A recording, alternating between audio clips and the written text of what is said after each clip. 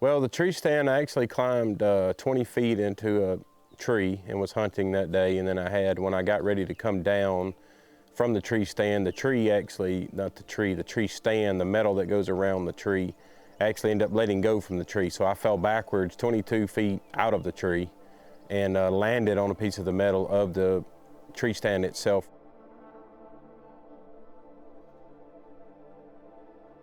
They were hunting down in the woods further from where I was, and we were supposed to meet up after we were hunting. And it was one of those things that this person, and it's in the book, that they had this eerie feeling like something wasn't just right. So they, instead of hunting the way that they did, they got down out of their tree and came back to check on me.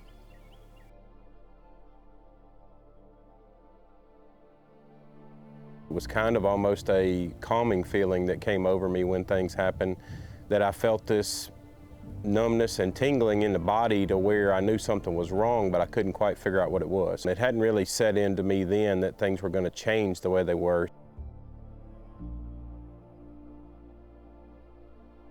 We went directly to local hospital here, Russell Medical, and they looked at me for about 15 minutes and said that there was major injuries and something they couldn't handle at their hospital, so they sent me to UAB. And the next several days, or actually it was almost, I think it was 40-something days that was spent in intensive care trying to figure things out, because my body was having a lot of issues dealing with the actual injury itself. So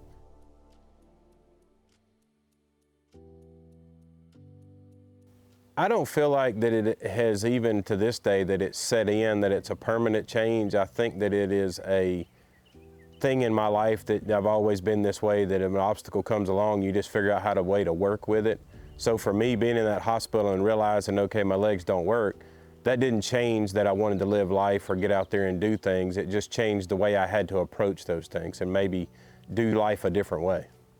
I 100% believe that it was fate involved in this thing and God involved in it, because He, sets up people in our lives that we meet and move us into the next chapter of our life based off of the things we got put before us. And for me, that's what I feel like. I was working with special needs kids before I ever got hurt. Then now I'm still doing it to this day, and I kind of consider myself the bridge between special needs kids and normal adults that are out there walking around every day, because we want those kids to be able to seem and play as normal as anybody else. So I want them to be able to talk to me and be able to see me in a chair and know that I'm doing a lot of things that they want to do, so they can see how to do it through me. But then also to see those everyday adults out there that want to get in there and help with the special needs kids. I want them to be able to know, hey, I was in your place one day and this is how you help a child. Don't be afraid of them. Don't treat them any differently. They want to be like everybody else.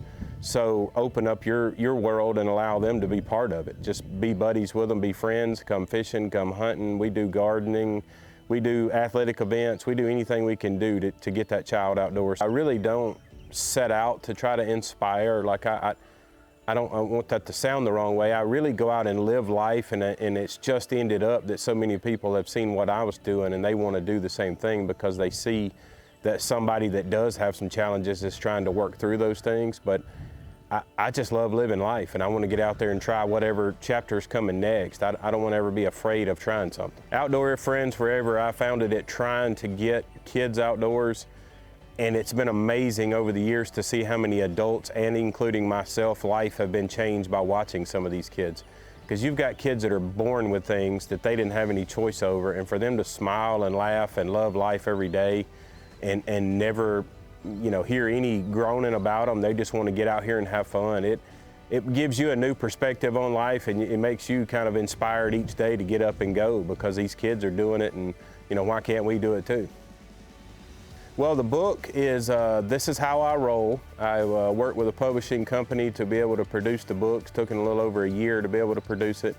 It's not my whole life story from beginning to end. It's my story from the beginning of the chair until now. So it's about 20 years of rolling around in the chair. Takes you through the steps of the different things in life I've gotten to be able to go do, from training dogs and winning awards, to painting, to football coaching, to fishing.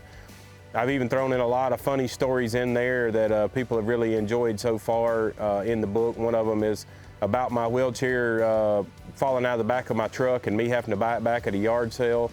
So it's really cool of the different things that have gone on over my life and the things that have happened in those 20 years.